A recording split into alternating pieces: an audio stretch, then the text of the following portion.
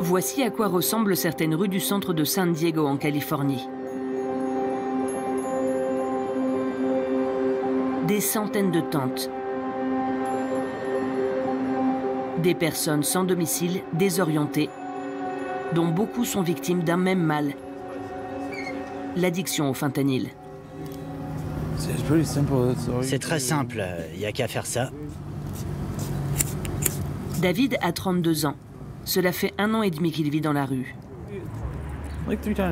J'en prends à peu près 3 fois par jour. J'ai pas assez d'argent pour en acheter autant que je voudrais. J'en prendrais plus si je pouvais. L'année dernière, son meilleur ami est mort d'une overdose de fentanyl. Il y a 3 ans, sa fiancée avait subi le même sort. Ça fait vraiment peur. Tu vois des gens couchés par terre, qui respirent plus. Certains meurent d'overdose dès leur première prise. D'où vient cette drogue surpuissante qui tue 70 000 personnes par an aux États-Unis? Comment le fentanyl a-t-il supplanté en moins de 10 ans presque toutes les autres substances produites par les narcotrafiquants? Pour le comprendre, il faut d'abord se rendre ici. Le Sinaloa, sur la côte ouest du Mexique, le berceau des plus grands cartels mexicains. C'est là qu'ils ont fait leur fortune, avec la marijuana d'abord, puis est venu le temps des dérivés de l'opium, puis des méthamphétamines, avant que le fentanyl ne débarque avec fracas sur le marché. Ces 2 hommes ont vécu ce bouleversement. Flavio, 23 ans, ici à gauche, fabriquait cette drogue mortelle. Orlando, 36 ans, la transportait vers la frontière avec les États-Unis. Ils sont aujourd'hui tous 2 en cure de désintoxication et espèrent se réinsérer à leur sortie. Avec eux, nous allons retracer la route du fentanyl au Mexique. J'ai vu le fentanyl arriver en 2017. Ça a été comme une épidémie. On a commencé à voir des morts partout. Flavio n'a jamais consommé de fentanyl, mais travailler à son contact aurait pu le tuer. Au début, j'étais chargé de faire les paquets de pastilles pour les envoyer aux États-Unis. Mais j'ai commencé à avoir des problèmes. C'est une substance qui est toxique par simple contact avec la peau.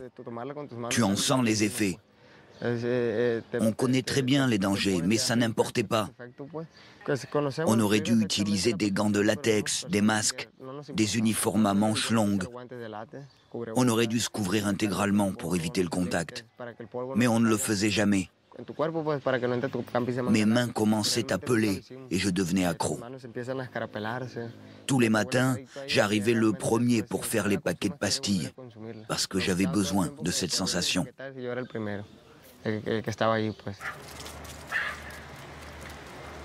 Culiacán, capitale du Sinaloa. Victor et ses collègues enquêteurs de la police ont reçu un appel d'une entreprise de messagerie qui dit avoir repéré des colis suspects. C'est du fentanyl. Une seule saisie, près de 15 kilos de pastilles bleutées. De quoi tuer la population d'une ville moyenne. Contrôle positif. Ces saisies sont très fréquentes. On fait 2 ou 3 contrôles par semaine et la majorité sont positifs. Pendant la pandémie de Covid, de nombreuses entreprises de messagerie sont apparues au Mexique, avec des protocoles de contrôle parfois peu sévères. Une aubaine pour les narcotrafiquants. Au début, ils essayaient au moins de les camoufler un tant soit peu. Mais ici, ils les ont simplement mis dans de petits sacs à dos, prêts à prendre. Ils ne se donnent même plus la peine de les cacher. Ils comptent sur les grandes quantités qu'ils envoient pour que la majeure partie passe entre les mailles du filet. Et c'est un casse-tête pour Victor et son équipe. Le fentanyl pur n'est pas considéré comme une drogue, mais comme un analgésique surpuissant utilisé avec la plus grande prudence dans le milieu hospitalier. Il est importé de Chine, tout comme les autres ingrédients qui composeront les pastilles, dont aucun, pris séparément, n'est illégal. On est encore aveugle sur toute la première partie de la chaîne de production. Les saisies qu'on fait sont des saisies de produits finis, de pastilles qui sortent du laboratoire vers la clientèle. Avant le laboratoire, ce sont des ingrédients qui circulent en petite quantité. Et ils sont difficiles à repérer pour nous. Et se confondent avec n'importe quel ingrédient pharmaceutique. On a beaucoup de mal à les localiser. Ces paquets portent l'image du mayo zambada, un fameux narco mexicain. Mais ce peut être un faux indice destiné à brouiller les pistes des enquêteurs. On peut fabriquer jusqu'à 1 million de pastilles avec un seul kilo de fentanyl pur. Coût de production estimé par unité, 1 centime d'euro. Prix de vente dans les rues des grandes villes américaines, 10 € en moyenne. Qui est à la tête de ce juteux trafic? Pour les enquêteurs, il n'y a pas l'ombre d'un doute. C'est encore le tristement célèbre cartel du Sinaloa qui mène le jeu d'ici à la frontière. La toute-puissante organisation cofondée par le Chapo Guzman, incarcéré aux États-Unis, est aujourd'hui divisée en plusieurs factions qui maintiennent entre elles une paix armée. On appartient à une génération qui a baigné dans le narcotrafic. Et moi, je suis pas du tout contre le cartel du Sinaloa parce que, d'une certaine manière, il nous protège. Je trouve ça bien qu'il veille à ce qu'aucune autre organisation criminelle ne vienne et commence à extorquer, à kidnapper, à voler. Je soutiens ce cartel, tant qu'il nous protège en retour. Pour créer un laboratoire, il te faut un investissement de 20 millions de pesos environ. Mais après, tu en tireras des bénéfices de 80 ou 90 millions par mois. Donc il est indispensable d'avoir le soutien d'un puissant cartel pour commencer. Dans le Sinaloa, le narcotrafic, c'est une culture, une économie, presque un art de vivre. Pour des villages entiers, cultiver la marijuana fut pendant des décennies une alternative à l'émigration. Comme ici, dans les campagnes du sud de l'État. Tu as fait du fromage? Ah oui, t'en as fait 2. Et du fromage frais. Enfant, Armando accompagnait ses parents dans les champs de cannabis. Mon père a vécu ce grand changement. Il est passé des cultures vivrières avec mon grand-père à la culture de la marijuana pour la vente. Armando travaille aujourd'hui pour des organisations de défense de l'environnement. Il revient au village pour voir ses parents. Ici, la présence de narcotrafiquants n'a pas été synonyme de criminalité. Au contraire. Dans le Sinaloa, je ne sais pas. Mais ici, précisément, c'est pas vrai. Les narcos ne sont pas de mauvaises personnes. Il y en a, oui. Mais ce sont des gens bien, des gens très bien, qui aiment rendre service. Ils proposent toujours de t'aider. Si quelqu'un tombe malade, ils t'aident financièrement, ils te prêtent ou même te donnent de l'argent pour te sortir d'une mauvaise passe. C'est ce que j'appelle des gens bien. Et Lupillo, c'était le meilleur de tous. Lupillo, alias Lupe Tapia. Une des principales figures du cartel du Sinaloa vivait dans les parages. Il fut arrêté en février dernier au cours d'une opération musclée des autorités qui a fini en fusillade.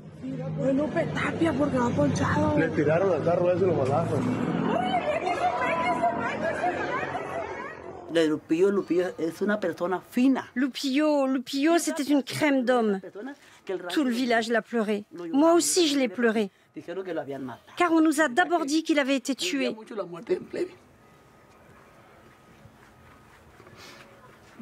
Il restera sans doute en prison toute sa vie. Mais ici, il était apprécié de tous. Apprécié et aussi connu pour blanchir l'argent de la drogue dans des entreprises de transport. Les narcos nous aident beaucoup. Ils génèrent beaucoup d'emplois. Des milliers de personnes travaillent pour eux. Pourquoi? Parce qu'ils ont de quoi payer, tiens. Ils créent des entreprises, ils embauchent à tour de bras. Moi, si je veux créer ma petite entreprise, comment je vais pouvoir prospérer si je commence avec 3 fois rien? Malgré des décennies de culture de la marijuana, la famille d'Armando n'est jamais sortie de la pauvreté.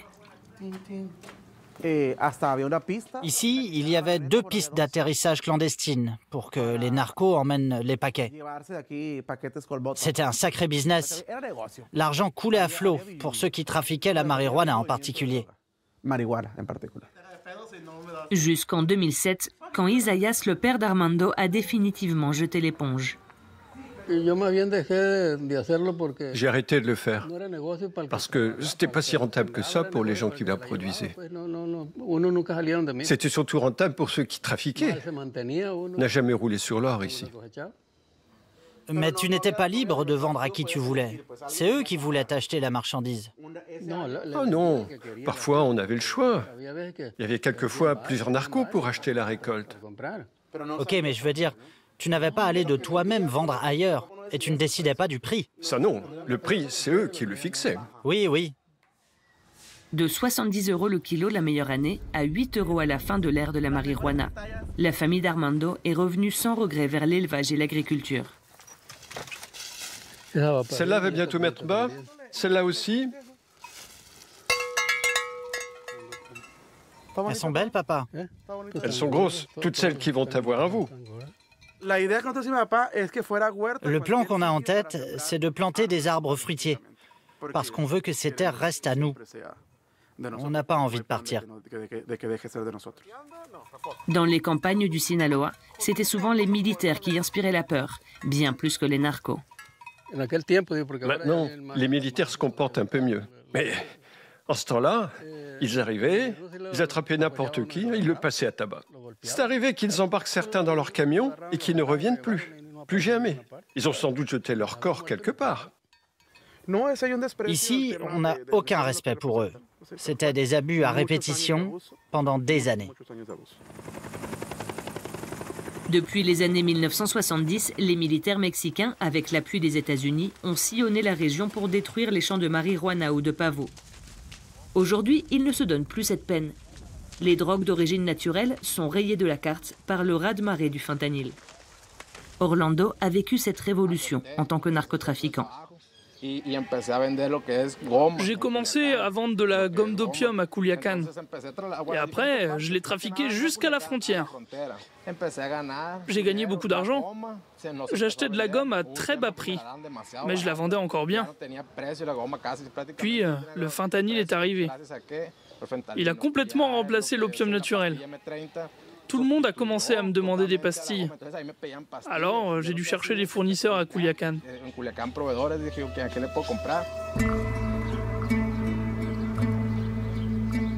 Tout passe au synthétique.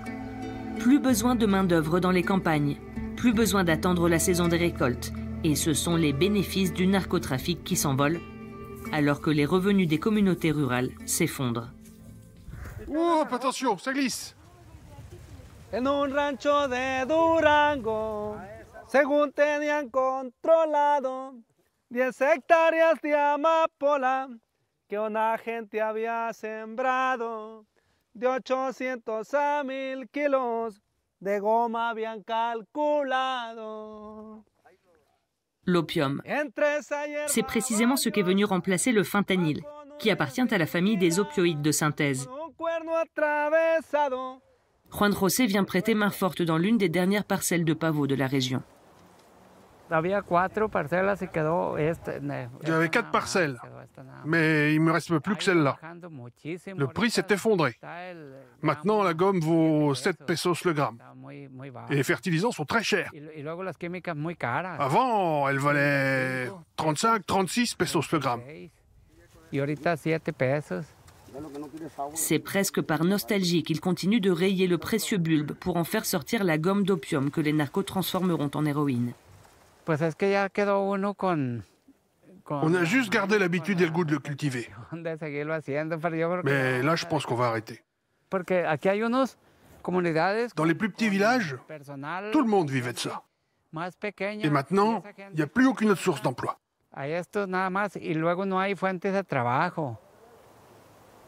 Ici, à Surutato, on espère que ces jolies montagnes, débarrassées de leurs champs de pavot, pourront bientôt attirer les touristes. En attendant, Juan José retourne lui aussi à des cultures traditionnelles, comme la pomme de terre. Elles sont déjà en train de germer. Et quand elles sont cuites, c'est un délice. Au prix du marché, c'est plus rentable de semer de la pomme de terre que du pavot maintenant.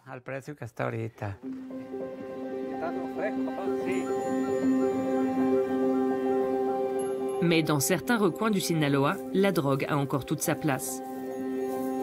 Entre les broussailles, une forte odeur d'ammoniac vous prend à la gorge. Cet homme nous emmène là où il a travaillé pendant 2 ans, jusqu'à ce que la police vienne tout démanteler il y a 3 semaines. Un laboratoire clandestin de méthamphétamine.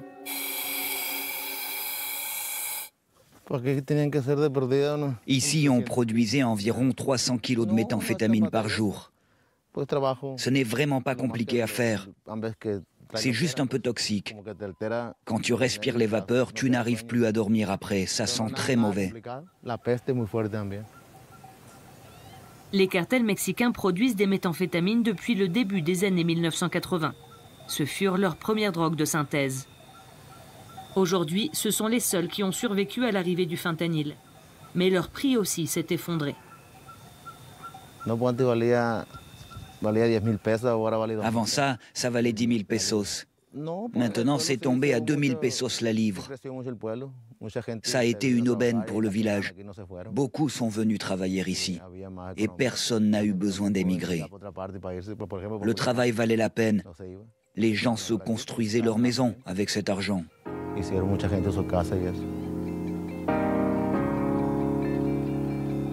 Les saisies de laboratoires de méthamphétamine sont courantes. Comme le montre le hangar de la police du Sinaloa.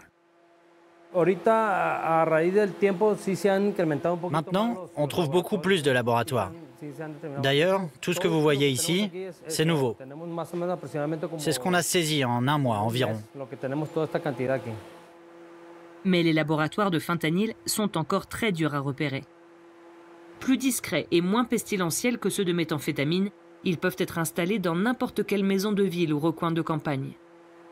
Les narcotrafiquants confiants proposent souvent aux journalistes d'en visiter un, moyennant un droit d'entrée de 5 000 $.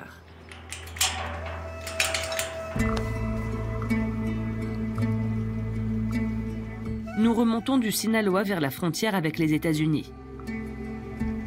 Tijuana, l'un des plus gros points de passage de frontière au monde. Ici, le fentanyl est partout, en attente de son passage vers les États-Unis. Et on en voit les ravages dans les rues. Le rapport dit que la personne est inconsciente. Ça doit être une overdose. Tu as qui de dispo à la base? Alan est chef d'équipe à la Croix-Rouge. Les dimanches sont souvent pour lui les jours les plus chargés. Comment tu t'appelles? Diego? Arturo? T'as quel âge, Arturo? Asseyons-le. Il est 4 heures de l'après-midi. Il vient de traiter son 7e cas d'overdose de la journée. L'homme est sonné. Son ami, qui a pris la même substance que lui, est sous surveillance.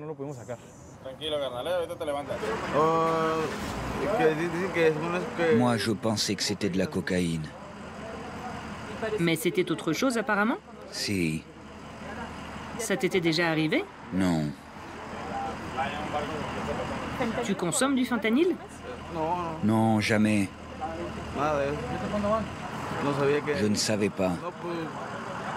Je crois qu'ils nous ont vendu autre chose. Heureusement, Alan a sur lui l'antidote qui lui a permis de sauver des centaines de vies. On y va. Respire normalement. L'analoxone. 1, 2, 3. Ok. Tu vas te sentir moins engourdi dans un instant. Un remède efficace, mais encore difficile à trouver. Alan en profite pour laisser quelques doses aux pompiers de la ville. Celle-là a perdu son capuchon, mais je te la donne quand même. Tiens, en voilà 2. J'en garde une. On a vécu une triple pandémie ici. Pendant le Covid, on traitait des cas graves toute la journée.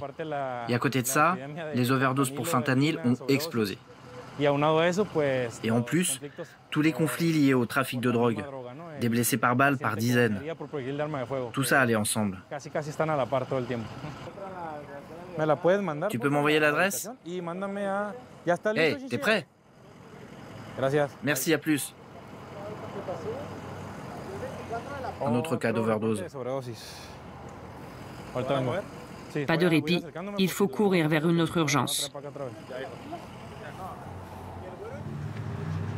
Que fait cet homme dans la vie? Il est chauffeur routier. Ah ok, ça s'est passé vers quelle heure? Il y a 1 heure environ.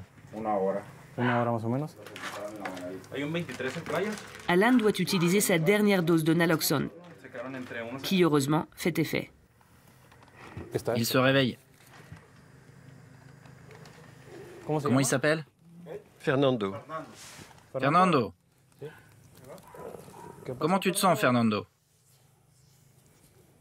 L'homme est passé à 2 doigts de la mort. Fernando. Allez, redresse-toi. Mets-toi derrière lui.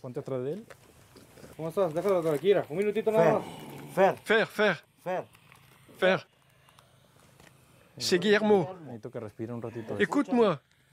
Tu dois respirer avec ce masque. Le fentanyl a déferlé sur cette ville frontière. Et il s'est même glissé dans la composition des autres drogues. Dieu merci, il va bien. Et il y a une semaine, 2 très bons amis à moi sont morts d'overdose.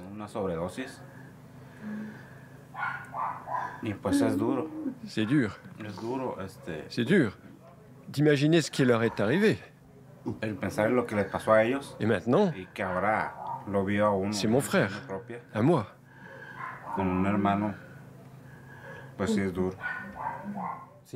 Encore une fois, l'homme était persuadé d'avoir pris de la cocaïne. Sa famille nous a dit qu'il était chauffeur routier. Il doit veiller de longues heures de route. Et ils prennent souvent de la cocaïne pour se maintenir éveillés et en alerte. Mais souvent, ils ne peuvent pas vraiment savoir ce qu'on leur vend. Ils prennent un opioïde sans le savoir, tombent dans une espèce de torpeur, puis de coma, et ils arrêtent de respirer. Pour Alan, les ravages du fentanyl ne font que commencer au Mexique. C'est un phénomène très grave, et ça concerne tous les milieux sociaux, dans n'importe quel quartier. On a eu des cas d'overdose d'enfants.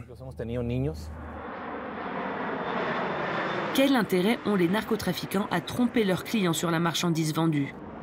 C'est Flavio qui nous donne la réponse, après 6 années passées dans l'élaboration du fentanyl. On pouvait moudre les pastilles de fentanyl et ça en faisait une poudre qui ressemblait à de la cocaïne. Et parfois, certains lots de fentanyl étaient mal dosés et invendables tels quels.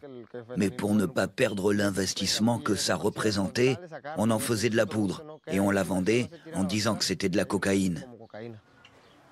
Pour élaborer les pastilles, les narcos ajoutent les ingrédients les moins chers afin de diminuer les coûts de production. Soude caustique, mort au rat, pastilles hormonales pour le bétail. Le fentanyl pur représente moins de 2 mg par unité. Le fentanyl est arrivé sur le marché et n'en sortira plus. Ils produisent des millions de pastilles par jour. Des millions. Rien ne va pouvoir arrêter ça. Flavio affirme qu'il fabriquait à lui seul entre 200 000 et 300 000 pastilles par jour. Si le dosage est mal fait, tu peux mourir avec une seule pastille dès ta première prise. Le danger de l'overdose à chaque prise. C'est ce qui guette David et tant d'autres. Ici, dans les rues du centre, je dirais qu'environ 3 personnes sur 5 en prennent. 2 sur 5, 3 sur 5. Et ça se trouve très facilement.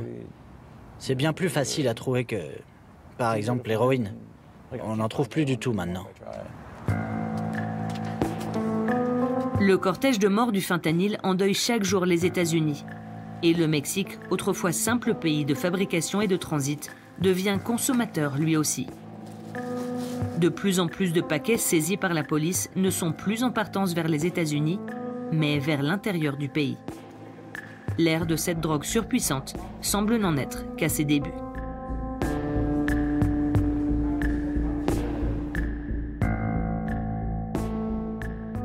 Thank you.